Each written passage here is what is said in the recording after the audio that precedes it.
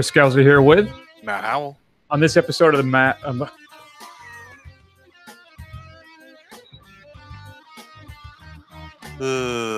Okay. And this episode of the Matt Run.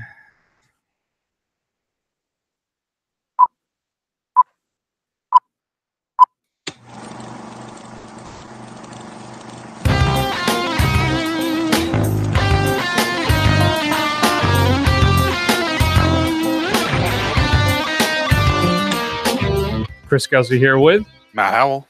On this episode of the First Run, Matt and I are going to discuss the Brian Henson Muppet, not quite Muppet movie, the Happytime Murders. This time, Matt, we have some puppets and they're interacting in humans. It's all the same world. It all exists, right? And then they have to solve a mystery. But the hook, Matt, is that it's dirty. It's for the adults. So, and then we're also going to talk about Denis Villeneuve's Enemy, which is his, not his first film, right? But an early work from Villeneuve where you can kind of see the seeds. But do you see all those seeds? And I hate this.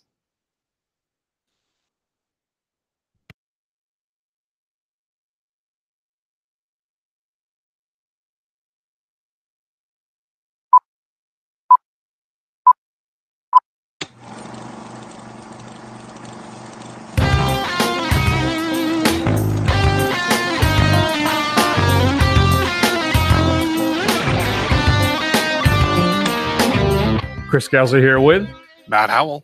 On this episode of the First Run, Matt and I are going to discuss Brian Henson's dirty, dirty puppet murder mystery film, The Happytime Murders. We're also going to check in on one of Denis Villeneuve's earlier films, starring Jake Gyllenhaal in Enemy. And then, of course, just to maybe as penance, we're going to describe our 5 favorite Jim Henson characters. So it's going to be, we're going to try and keep it clean, folks, unlike the film Happytime Murders. So let's start everything off with an edited clip because it's for the kids of Happytime Murders.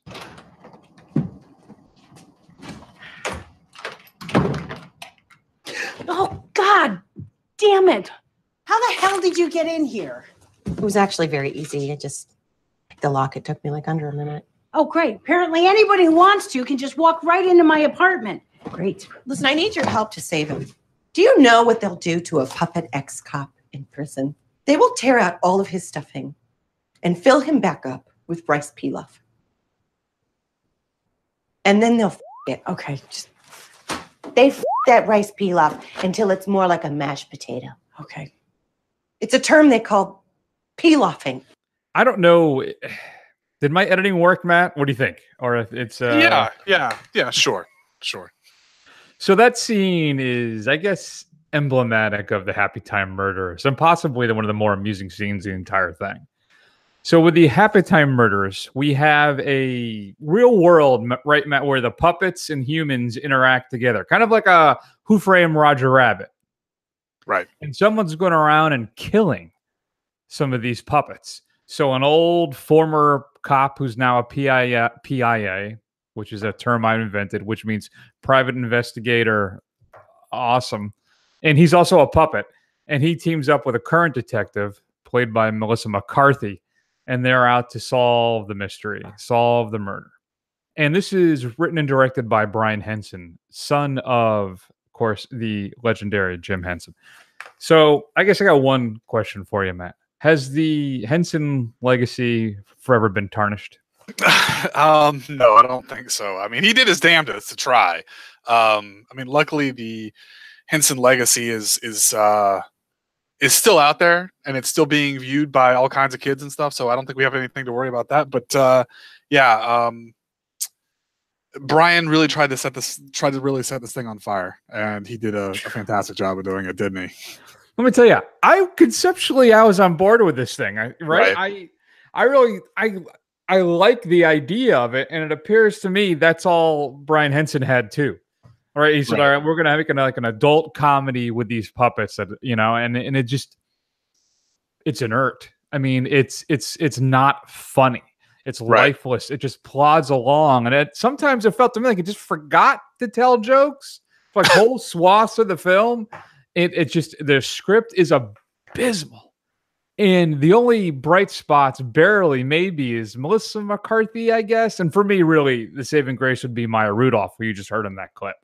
I mean, I think we should just, there should be some kind of law passed where she's at least inserted in every movie that's made. I don't know what it is. I've always been a big fan of Maya Rudolph. I think that woman is absolutely hilarious. Maybe put the two of them in a movie together, McCarthy and Rudolph, and then just do them instead of this pained, just misfire of an idea. Right. I don't know. I'm not handcuffed by nostalgia on this either. I was all in, right? It's not, I'm not a hater because I just hate all this stuff. I'm a big Muppet fan. I was really looking forward to this. And this made me long for like Tammy or The Boss or Life of the Party. I much would have rather watched maybe all three of those than had to watch this. Even Joel McHale, another guy I like, though I got to admit, in his movies, I've not really been taken with anything yet. Sure. Just horrible. Everything in this thing, just one mistake after another, and it's criminally unfunny. Am I wrong? Where do you come down? No, you're absolutely 100% right. This basically had one joke in it, and it was basically, look at how funny it is for these puppets to be lewd and crass, and look how gross we can get. And honestly, I was sort of on board about this when I read about it, but when I actually saw some of the previews, especially the silly string scene, which if you've watched the trailer, you know what I'm talking about. I was not confident on this thing, and unfortunately, all my worst suspicions were proven right. It had one joke, and it's not even a joke that they tell particularly well. But I gotta tell you, this makes me really worried for our girl Melissa McCarthy, because she lays some freaking stinkers, and she has had I dare say it, she's had two of the worst films I've seen all year, and maybe in a long time. And I don't know. I'm nervous. She's a funny lady, but maybe she makes some bad choices. Maybe she doesn't really know what's funny. I don't know. I could see where you'd want to get on board with this thing, though. And I'm wondering, as they're making this, like her and Rudolph, like, my God, what is happening? Right. We're stuck with this, aren't we? That's always a good question. That always makes me wonder, like, funny people, when they're in a not funny movie, do they know it's not funny while they're doing it? And do they just cringe through every day while they have to do it or whatever? I don't know. I get the feeling that everybody had a good time making this. Yeah.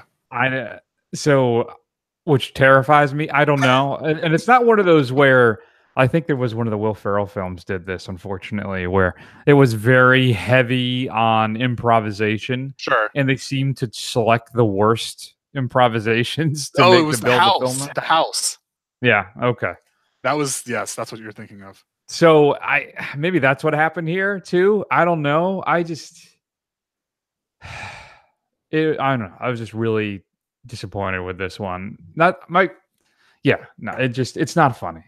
Which is obviously is the cardinal sin for making a comedy. It is a disaster. A comedy has one job, and it's to be funny. And if it's not, then you're in real trouble. And unfortunately, don't see this film. I cannot recommend this film at all. If you want to watch a crass film about puppets, go watch Team America: World Police. It does much better. The people involved in this are no Trey Parker or Matt Stone. That is for sure.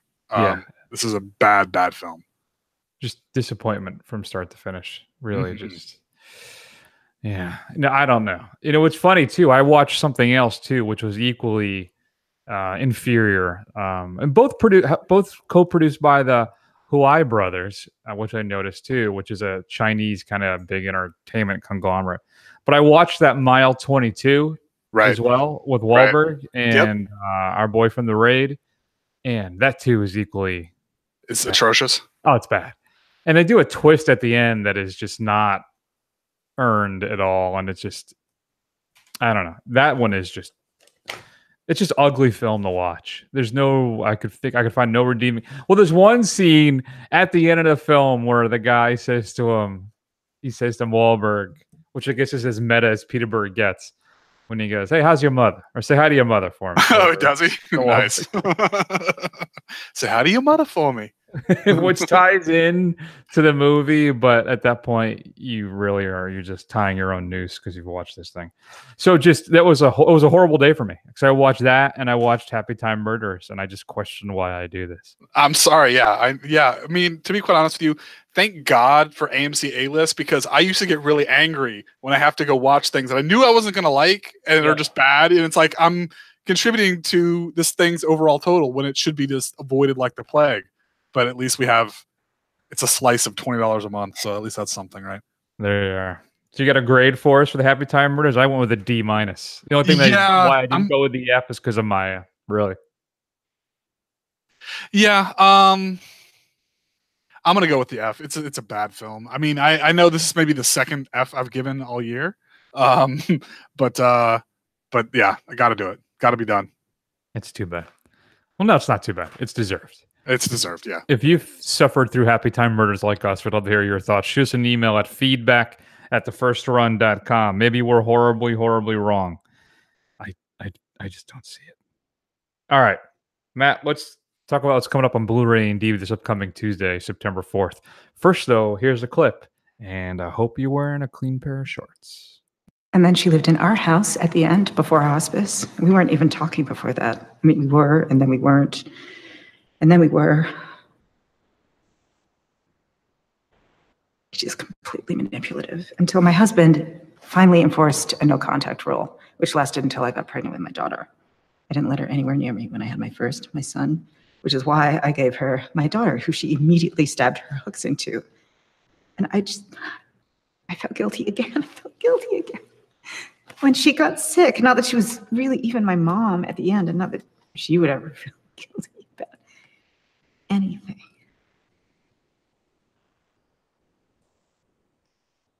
And I just don't want to put any more stress on my family. Well, you're going to fail miserably at that. That is a clip from Hereditary. Includes some deleted scenes, a featurette on the making of, and a photo gallery called Evil in Miniature. Matt, just top shelf horror right there for me, Hereditary. I will definitely be picking this up on the 4K. Get that Dolby Atmos just to freak me the hell out while I rewatch this in the dark one night. Just wait for that to end. Just look terrified through every doorway you have in your house while it's dark. Yeah, pretty much. Oh God, I got a shiver just thinking about that weird guy at the diner. Yeah, and then when he shows up in the doorway later on, naked, it's just bad times. All right, so that's coming out. Buy it. If you're doing a Halloween marathon like most of us, and you didn't get to see this in theaters, I am not drunk, I swear. Check this one out. I'm telling you, it's gonna freak you out. And to go along with that one, Matt, we have one we haven't seen, but I want us to dial up as soon as possible because I know it's available for rent right now. But we can just jump right in and buy it, and that's Ghost Stories, which is the British horror anthology film, which features Martin Freeman. I heard some really good things about this thing, and I'm dying to check it out. So we got to work that into the rotation shortly. Another thing I heard about, I think it ran on Shudder initially, but Found Footage 3D, which was supposed to be the first 3D found footage horror film, is being released on Blu-ray, and it's the Anaglyph. Am I saying that right? Anaglyph 3D. I'm not sure. Which is it's the blue and red glass. Oh, okay. So that's coming out. That one's supposed to be actually pretty good for what it is. I don't know. Includes audio commentary by the director, some outtakes and deleted scenes, and extended ones as well. The sublime documentary, Won't You Be My Neighbor? The Fred Rogers documentary is being released. That's a good palate cleanser, I guess, right? Watch Hereditary and then watch Won't You Be My Neighbor. Right. Watch Happy Time Murders and then watch Won't You Be My Neighbor. But Won't You Be My Neighbor is like, I think one of the reviews was like a balm for our times, and it's really the best way I can describe it. So it really is a must-see. You definitely should check that out. Beast is being released, which is about a troubled woman living in an isolated community. She finds herself pulled between the control of her oppressive family and the allure of a secretive outsider suspected of a series of brutal murders. I was thinking of going to see this while it was here. I didn't get a chance to check it out, unfortunately, but now it's available. As well as Ideal Home. A bickering gay couple must now deal with the unexpected task of raising a 10-year-old boy. All right. And then I saw who's in it. It stars Paul Rudd and Steve Coogan. two guys that I love. So I'm not sure if that's worth catching up with, but those are definitely 2 stars I like to check out.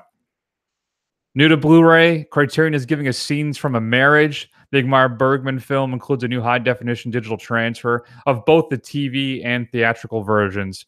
Interview with Bergman from 1986 as well, and some interviews archival from the actual stars of the movie. I don't know if you heard, Matt, but Criterion this holiday season is giving us the motherload of Bergman box sets. And it's constructed like a film festival where they slot in certain films for certain kind of themes, and it's basically everything they have. Whether it's a massive book about his work, and I think it's like $300. But when that 50% off sale rolls around, I will be eyeing that bad bear. Will you? I will. That's impressive. All right.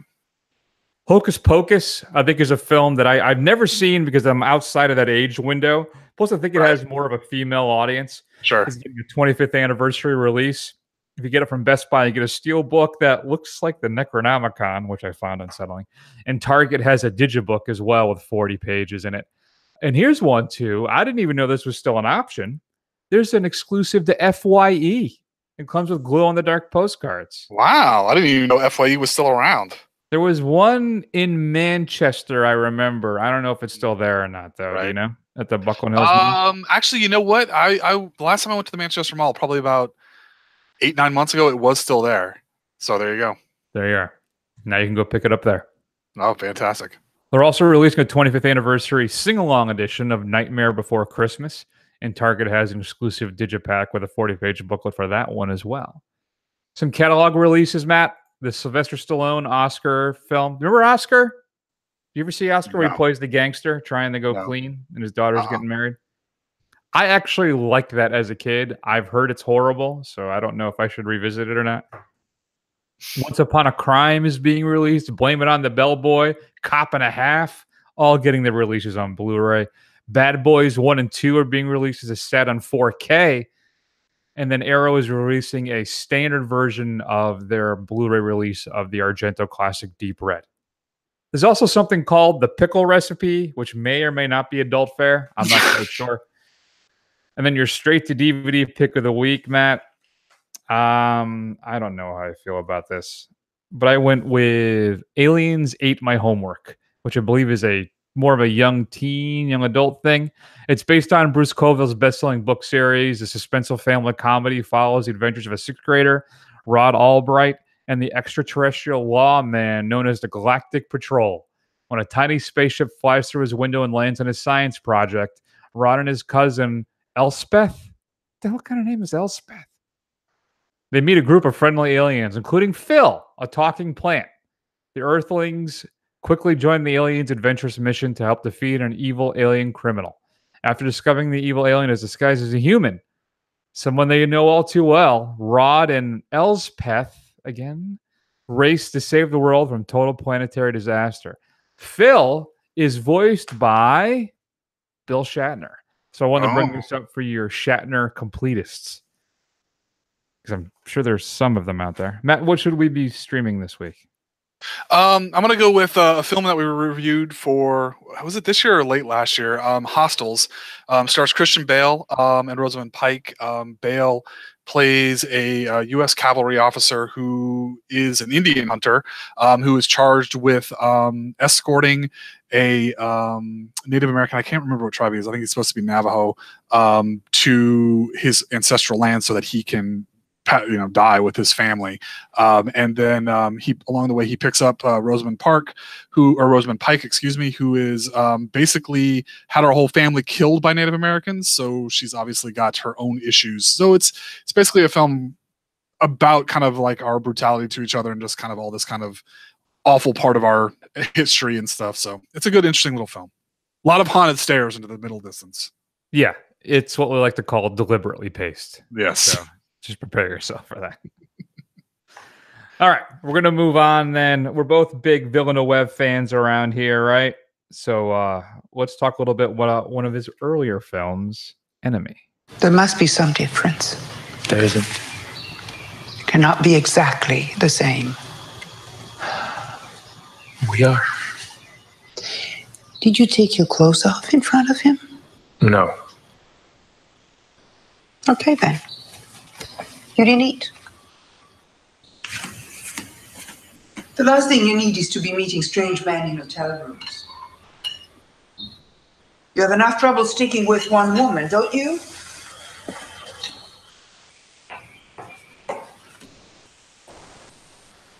Here.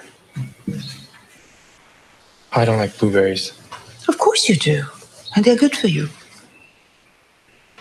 I am going to pretend I never heard a word of what you just told me. I just wanted your advice. You don't want advice. I don't want to hear any more about this. You are my only son.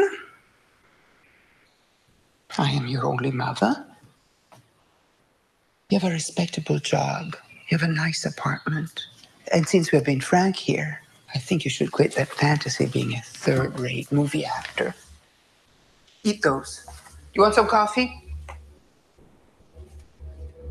So that's not even one of the weirdest scenes in the film. Right. Matt, why don't you tell the folks? By the way, this episode is, of course, mastered for tucking your kids in at night as they go to bed. Hence the Happytime Murders and then Enemy. So that's what you should be. That's what's the best thing to be doing while listening to this episode. So while that's happening, what is Enemy all about? If that's even a question that can be answered. Sure, I can sort of answer it. So Adam is a university history professor who lives a boring, kind of unhappy, ruddish life, played by Jake Gyllenhaal. He rents a movie one day, and he sees in the background a bit part being played by a person who looks exactly like him. And when I say exactly, I mean exactly. So he gets on the interweb, searches this person down, and he comes across an Anthony Clare, who basically looks exactly like him, sounds exactly like him. And the two men come in contact and then do a bit of a weirdness switch thing ensues. Yeah, so it's basically like Freaky Friday. More of a parent trap. Yeah. For the mentally ill. So this is supposedly the film that helped kind of catapult Villeneuve into the big, larger fare, right? Okay. And I had a big kind of Christopher Nolan Memento thing as I was watching this thing. You know, just the sense of unease and imbalance and trying to figure out what's happening. And this is much more surreal, though, than Memento. And Memento has more of that time thing where there's a bit of that here as well, right? Because this could also be a film that doubles back and kind of restarts itself, and it's like it reminded me of a Shane Carruth logic puzzle type film to me watching this thing. I think it had some fascinating imagery, and especially its use of words and pictures, like the part where Adam Bell as the history professor or politics, whatever it is, he's talking about, you know, totalitarian societies. And I'm like, well, is he even, maybe that's what's happening, and he is in one right now without even realizing it? Or is there an issue where is he bipolar or some type of mental issue, right? Because remember, the only time the two of them are together is they're alone. There's never any witnesses. So is this a Fight Club type thing? Or is it did he will it into being his other self? And then there's the whole thing of where the scar they have shares, which is on his rib. And then the women are known as Mary. And then there's Helen of Troy. So I mean, Villeneuve, it just throws all of these puzzle pieces at you.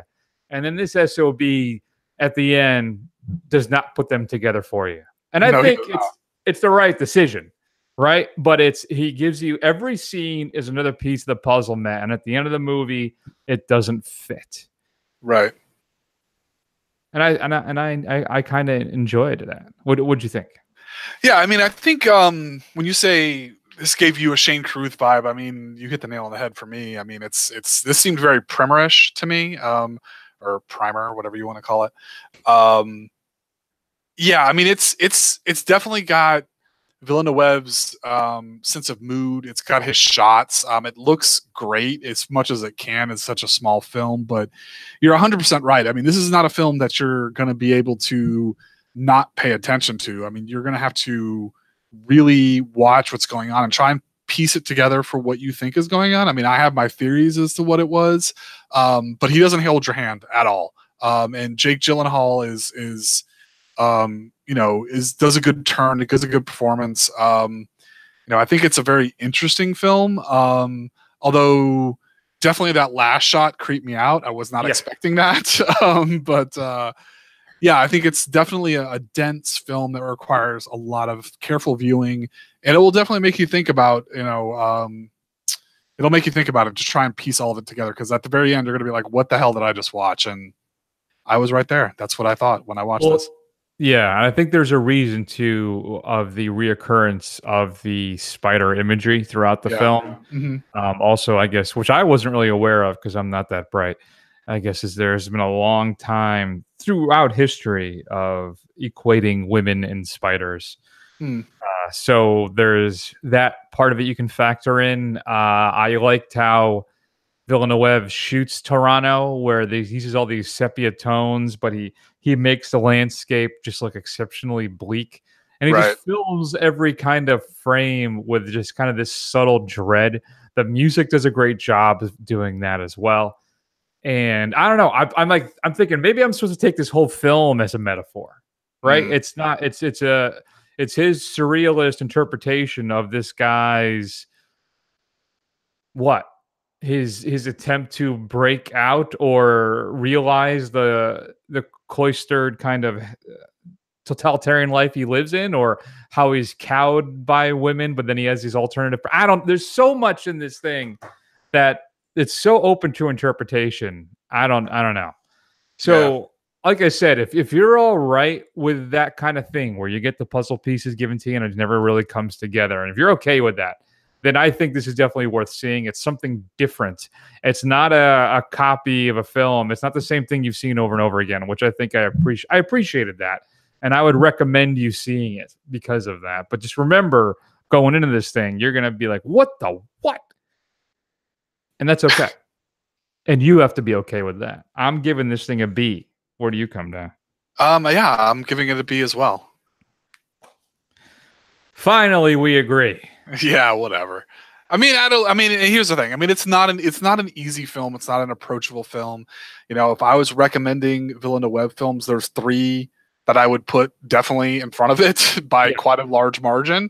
Although I've never seen Prisoners, so I don't know if it's any good or not. I can't speak to that. That's a bleak film. Is it? Also starring Jake Gyllenhaal, so maybe this is a twofer for Mr. Jake. Yeah, I mean, it's definitely got some interesting imagery. It's definitely kind of one of those films that when I was younger and much more pretentious than I am now, which I know is hard to believe, would have been something that I really would have gotten into, been like the picking apart of the puzzles of it. It's definitely got a bit, just a nudge, maybe a nudge too far, but a nudge of art house pretension in this thing. But it's definitely worth your time if you're into something that's maybe a little more challenging, and it's right there available for you on Netflix. So it's not even like you have to put forth a lot of effort to go out and find this thing. Yeah. Is he just living 2 different lives? Is that what it is? Is it? See, what I think is that I think Anthony's the real him, and I think Anthony is who he wants to be, but he's like a failed actor. He's trapped in his marriage. And then Adam is like the life he's leading now that he doesn't want to be in anymore. Now, what the whole head games of why he's doing what he's doing, I don't know if it's all just psychotic break type of stuff. I have no idea, but I think that's what it is. I think they're the same person, just living out 2 different aspects of themselves. Could very well be. Reminds me of you and that weird thing. So if you had a chance to see Enemy, shoot us an email at feedback@thefirstrun.com. You ever come up with a joke that you think might be funny and then it kind of just goes nowhere, so you just kind of move on? Yeah, that happens to me a lot. Feedback@thefirstrun.com. Matt, let's go ahead and discuss what we think is our favorite Jim Henson creation. There's just listen to this and I'll explain it all.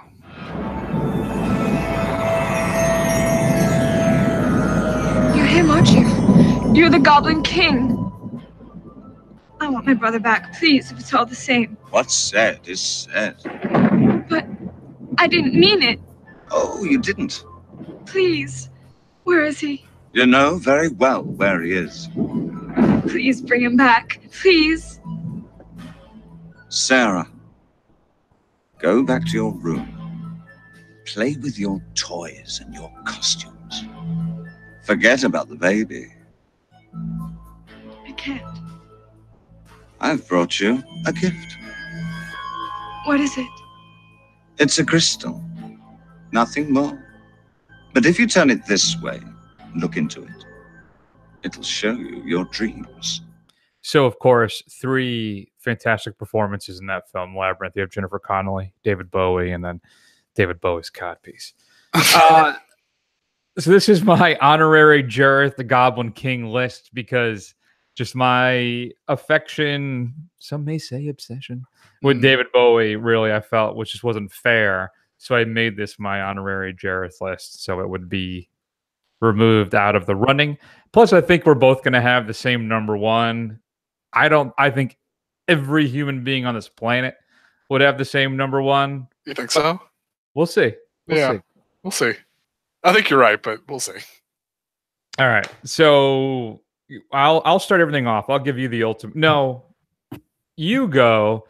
I'm going to gamble that we have the same number 1. Okay. So you go first, so you get to reveal the number 1, and we'll see. If I'm right.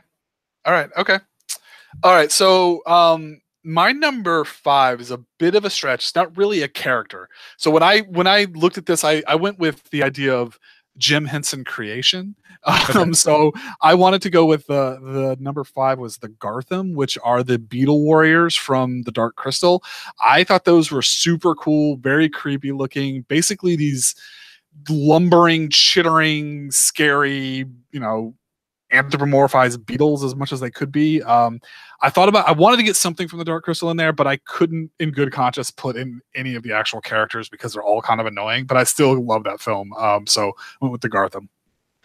With the Dark Crystal, it's a funny story. I saw it when it came out in the theaters, and I remember really liking it. And then years ago, when there was a Blockbuster closing, I picked it up on DVD for like $3. And I forgot I had it. And then about a month ago, they released it on Blu-ray, and I picked it up again. Nice. And without realizing that I owned it on DVD, though I'm sure it looks much better. And I still haven't watched it. So there you go. Bought it twice and haven't watched it once. I think I'm only $14 in, which really isn't that's not too bad. No.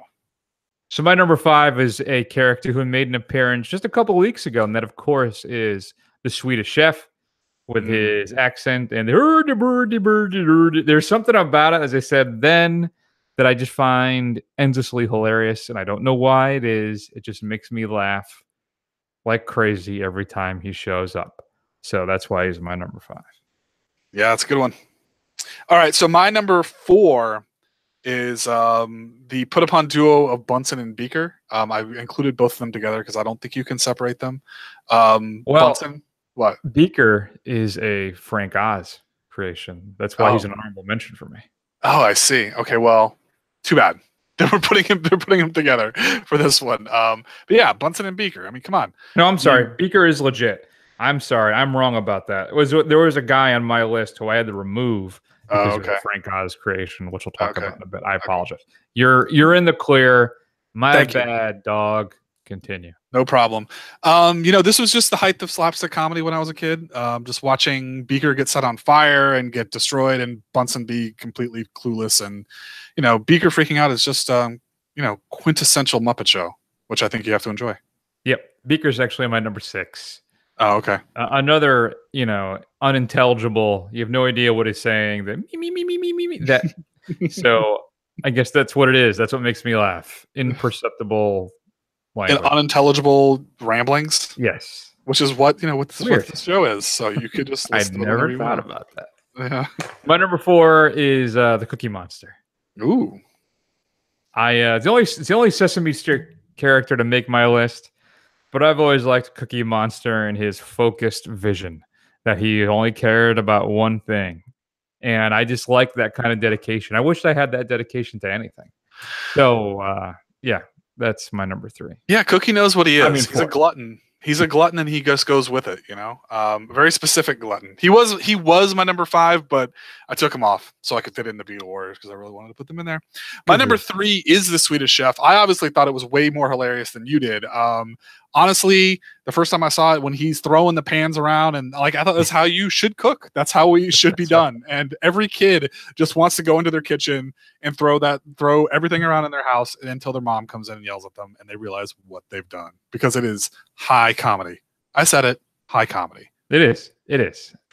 Speaking though of determination, my number 3 is Fozzie the Bear. Oh, because you identify with him so much. Clearly. A man who focuses and just lives the life he wants to live. He wants to be a comedian. He doesn't care how poorly he does or the insults and the criticism he endures.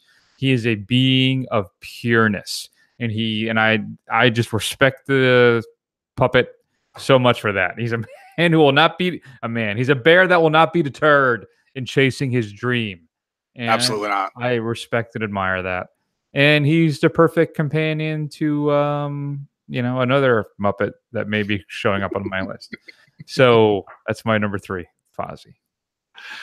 All right. So my number 2 is I think what this show aspires to be, and that is, of course, Statler and Waldorf up in the box seats heckling the Muppet Show.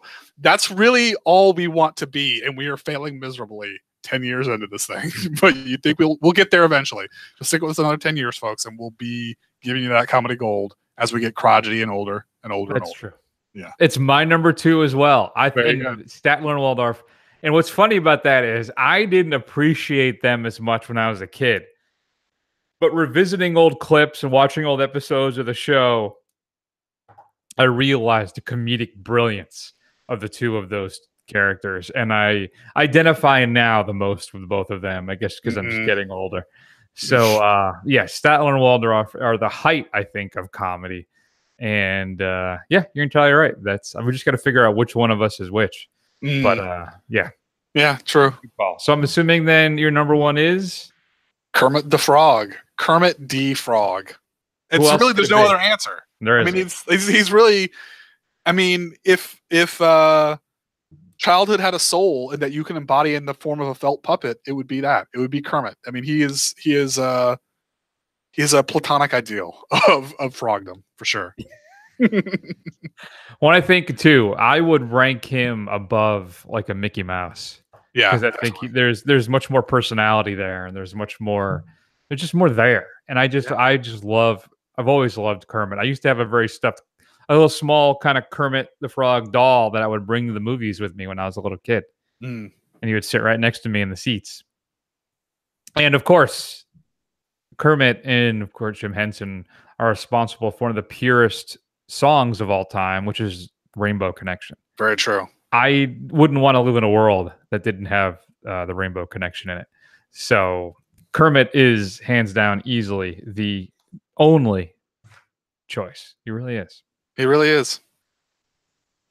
Good call. So do you have any honorable mentions? Like I'm too old for Fraggle Rock. That was my sister, who was only a year younger than me, but she really connected to Fraggle Rock. I never really did. Yep. I like Scooter. I had Grover on my list, but he was a Frank Oz character. He was the Frank Oz. Gotcha. Good one. And of course, like I said, Beaker did, and Dr. Honeydew too, sure. And then the Pigs in Space, the whole cast of them. Yeah, they were good. Pigs in Space. Anything else for you? I'm gonna throw in some. I mean, we got to throw in some Sesame Street love. Big Bird. Got to go with Oscar, Cookie Monster. I mean, those were obviously much more formative. I think more wholesome. Not quite as subversive, but they stick with you, and they'll still get you to tear up if you grew up with those shows, which everyone should be. Yeah, absolutely. Did you watch the relaunch Muppet Show when it came out? I didn't. I didn't. No. And that was Brian Henson too. But I thought that show was really, really funny. And it only lasted for like not even 2 full seasons. I think they cut the order in half in the second season and just ran them out. Right. Which is too bad. I thought that was a very funny show, and it just didn't seem to catch on, which is a big disappointment for me. I rather enjoyed it. Oh, well. Who did we forget? Shoot us an email at feedback@thefirstrun.com. Should I have made Jareth my number one? I should not have. No, you should not have. So, all right. Matt, next week, Matt, what's it going to be? I think we're going to check out John Cho and Searching, right? Yeah, definitely. It's got the buzz. It's got the hype. And do you have your list in front of you? You actually sent me the nominations for your martial arts marathon. Did you include the Dracula one? I want to do that where Bruce Lee or somebody fights like monsters. I don't know what you're talking about. No, I did not. So we'll have to, if you find out what that is, we can bump something and put that on there. Is it Bruce Lee? I can't remember. I texted you. It was definitely not Bruce Lee because I've seen every Bruce Lee film that there is. What was it that I don't know how old your text history is, but I texted you about it a long time ago. Okay. And you said, "Oh yeah, that's this." Okay. So we have to make sure that's part of the run. Okay. I will see what I can find. All right. So we're gonna do Searching. I don't know what else. I don't know if you want to start the marathon. Do you want to try and get ghost stories in? Do you want to? You know what? Let's table ghost stories for Halloween. We got to get together and figure out what we're going to do for the month of October. Right. We'll table that for October. Damn, I want to watch that thing. All right. Shoot us an email at feedback@thefirstrun.com. Check us out on Twitter, Facebook, Instagram, YouTube. Just scroll. Eventually you will find us. Go over to Apple Podcasts and go ahead and give us a review. That's how not only you, but other people will find the show. And say 3.5, 4 stars, and I will review that review. Review that review? Yeah, I'm going to review that review. That's a good idea. I will read it on there too. All right, Matt. Let's go ahead, take an extended break, and work on our Statler and Waldorf impressions. And we'll see you guys all in a week.